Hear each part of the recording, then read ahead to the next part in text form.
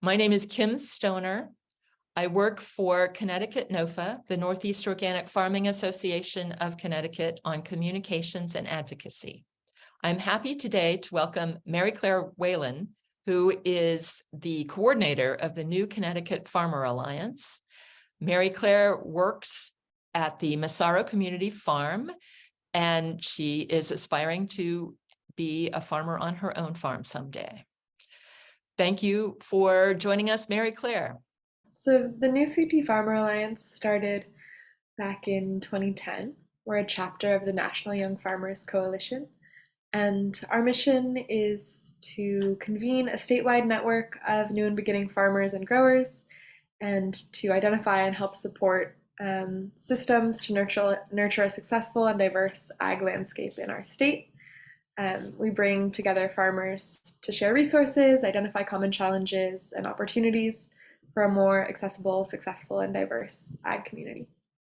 Thank you. I looked at the website of the new Connecticut Farmer Alliance, and my first question is whether the group is primarily a policy-driven organization or a peer-to-peer support group, or whether you do technical assistance to farmers, because it seems maybe you do all three. I would say that primarily we strive to be a network. So we really think that connecting farmers with each other is one of the most powerful things we can do to create a more successful agricultural industry in our state.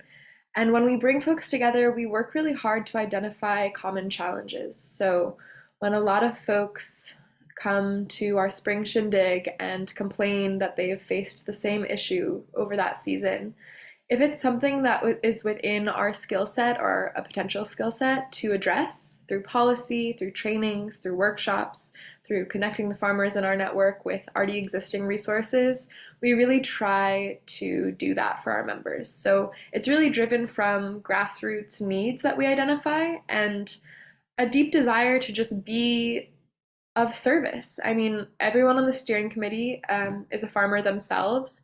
Many of us have been doing it for many years at this point, and we know how tough it can be, how isolating it can be, especially for rural producers or folks who are first generation farmers.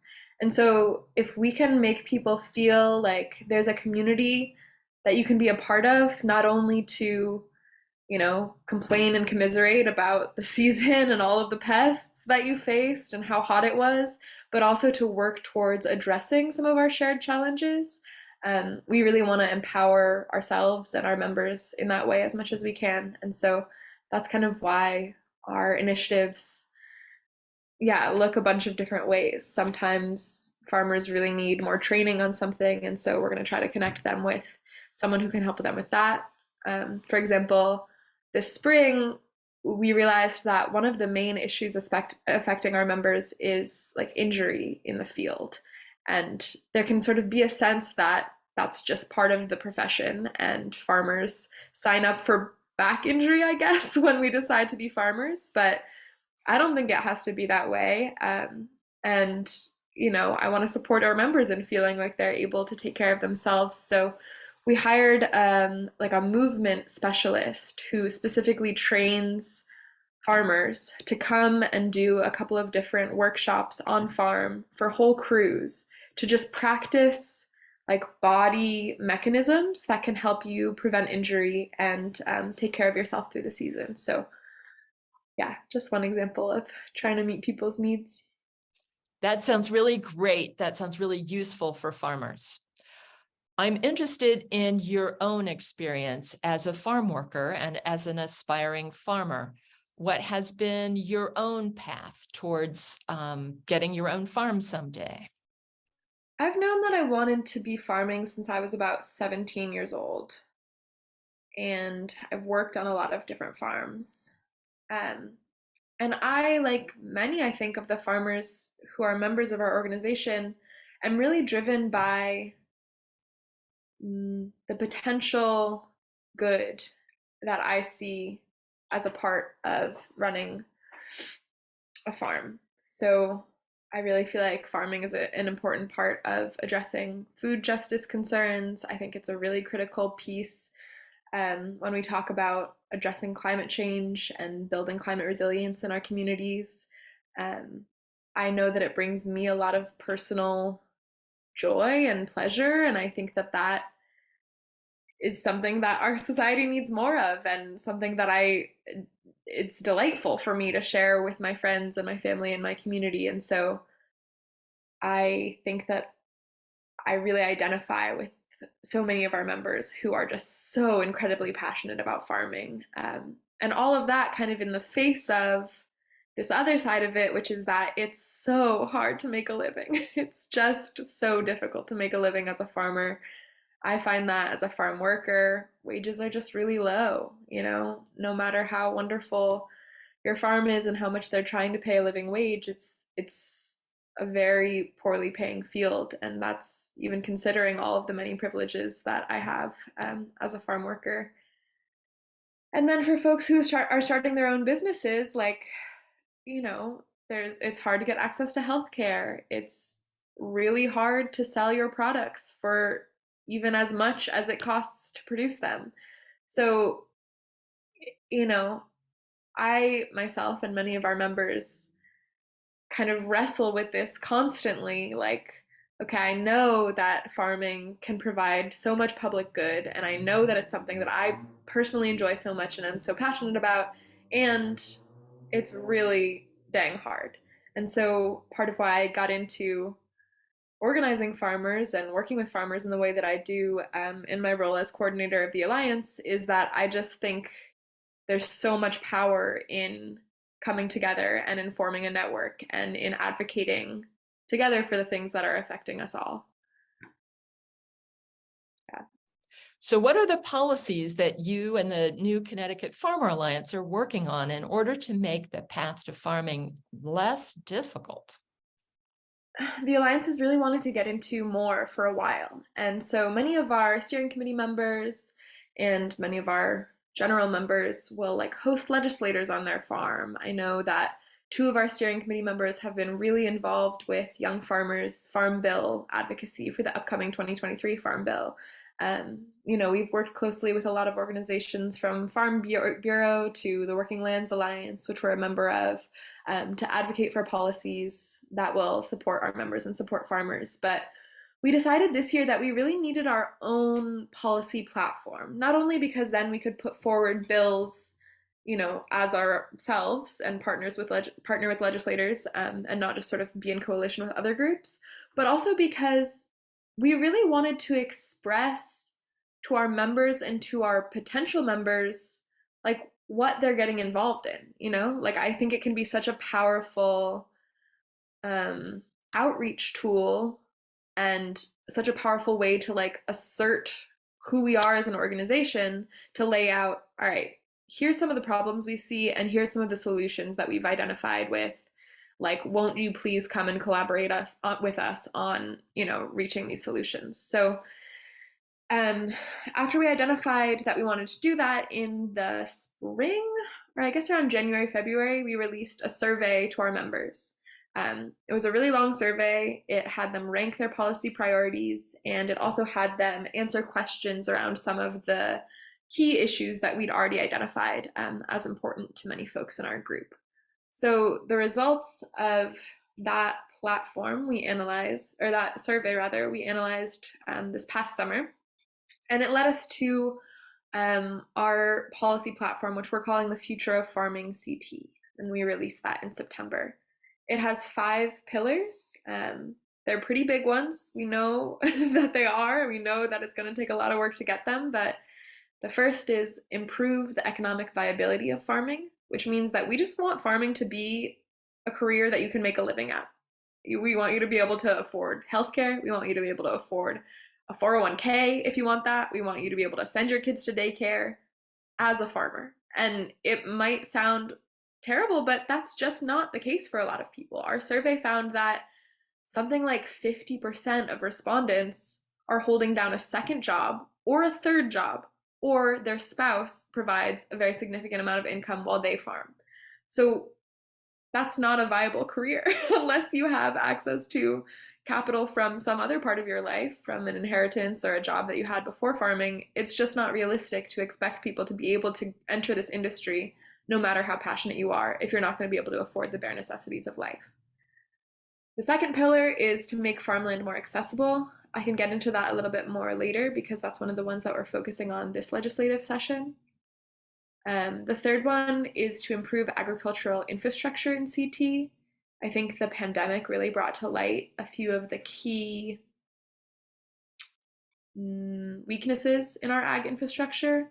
There was, as you probably know, like a huge spike in demand for local food at the beginning of the pandemic, which was amazing and like incredible to be able to feed so many new people. I really enjoyed it. It really brought a lot of like meaning to my life during the pandemic.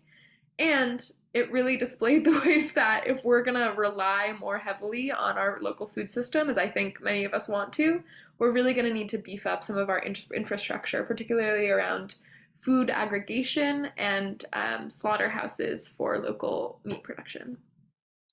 The fourth platform is to confront climate change and build climate resilience. We partnered with WLA last legislative session to advocate for $14 million in funding for climate smart ag in CT. That bill actually passed, and so we're looking at kind of an unprecedented investment in climate smart ag here in Connecticut, which we're really excited about. And now I think the next step is to really ensure that that funding is being distributed in an equitable way that keeps environmental justice and, you know, historical racism in agriculture in mind. And then the fifth platform, thank you for sticking with me, is increase access to affordable healthcare for farmers. That's another one of our priorities for this upcoming session. As I mentioned before, farming doesn't really supply many of the necessities of life. And healthcare is just one of those things that we can't go without. So that's why we kind of pulled it out and made it its own pillar because, you know, there's Connecticut in some ways, you know, is doing really well in terms of healthcare compared to other states. There's Husky, there's, you know, some great plans in the Connecticut healthcare marketplace, but our survey really demonstrated that it's still not quite working for a lot of folks, especially those who want to make the transition from having another job to being full-time farmers, and so are going to need access to healthcare for their entire families. It's really inhibiting people actually from making that jump, myself included. Like, I feel terrified about the idea of starting my own farm and then not having access to healthcare. So that's one of our other priorities for this session. I just want to add one more thing to my very lengthy already description of the policy platform, which is that our steering committee decided to make the foundation of the platform. So those were the 5 pillars, but they're really resting on a foundation of a commitment to racial justice. As I'm sure you know, racism in ag in the USDA is a really pervasive problem. It's affected a lot of people. Of course, all of the land that we're all farming on is stolen land, you know, won through colonization.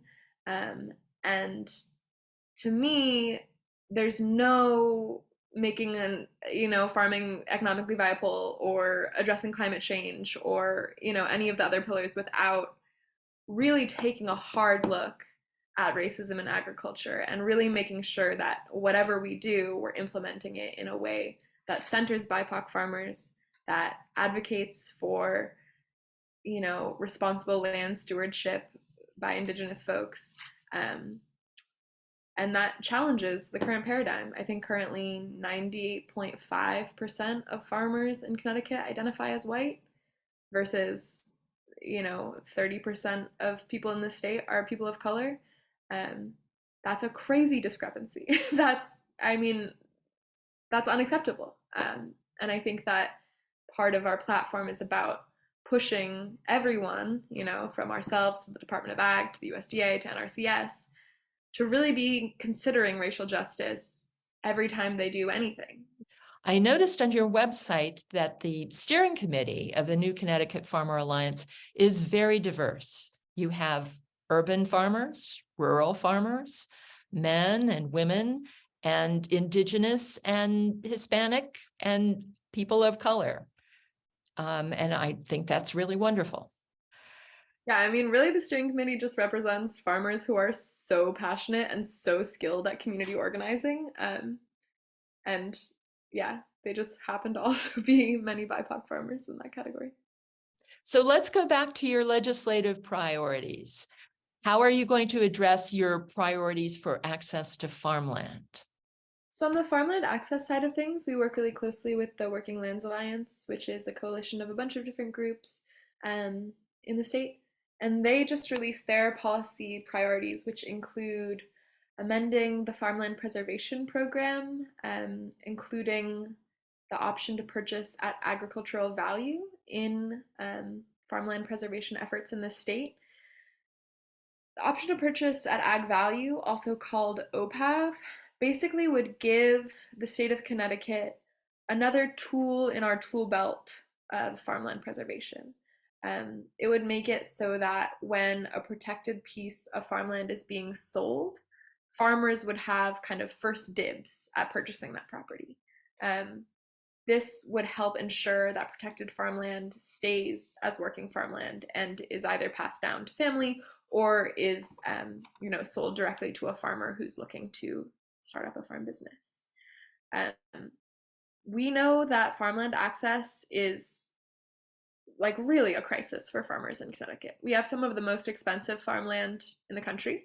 The average for an acre is, I think, $12,500 versus the national average, which is more like $3,000 or $4,000. Developers, especially post-COVID, have been buying up a whole lot of farmland. The housing market has made it so, parcels are going for $1 million, $2 million, $3 million, and a lot of farmers simply cannot afford that. And so any tools that we can be using to lower that price point, to put easements on farms, to protect farmland, and to prioritize the selling of farmland to farmers, we think would be a positive development for farmland preservation and farm viability in Connecticut. And so we'll be partnering with WLA to advocate for some of their recommendations this upcoming session. You can definitely check out the Working Lands Alliance website for that as well, but I'll also be posting like calls to action on our policy blog and through our listserv as well. Thank you so much, Mary Claire. Please remind us of your website and how we get in touch with you. And good luck to you. And thank you so much for talking to us. Our website is www.newctfarmers.com. Our Instagram is @newctfarmers. And my email is newctfarmers@gmail.com. So all pretty much the same. We also have a Facebook page. I think it's also called New CT Farmers. But I basically like cross post a lot of things from the policy blog on Instagram and Facebook and the website. So any of those, your preferred social media would be a great way to plug in. And then we also have a lot of really wonderful events for farmers and also for service providers or folks who are otherwise involved in the ag community. Thank you so much, Mary Claire, and thank you to the audience for joining us today. Thanks, Kim. Pleasure to talk to you.